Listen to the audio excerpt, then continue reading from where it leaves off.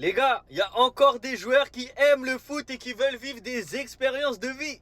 Il y en a encore qui privilégient l'aspect sportif à l'aspect économique. Ah, ça fait du bien.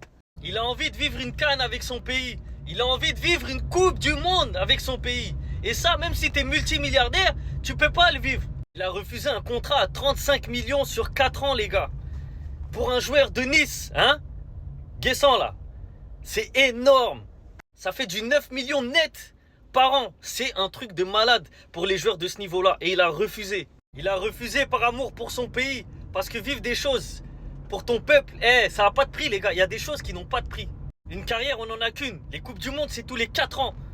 Donc s'il sent qu'il a potentiellement la chance d'y aller, eh ben son choix, il est parfait. L'argent, il va en faire, il va en refaire, il a le temps. Il pourra aller en Arabie Saoudite dans quelques années. Mais avant ça, il a envie de vivre ses rêves, le gars. Et dans ses rêves, il n'y avait pas que de l'argent. Il y avait aussi des expériences. Il y avait du football. Il y a forcément la Coupe du Monde, la Coupe d'Afrique. C'est des choses qui... ça doit être un truc d'ouf de vivre ça en tant que joueur. Je sais pas.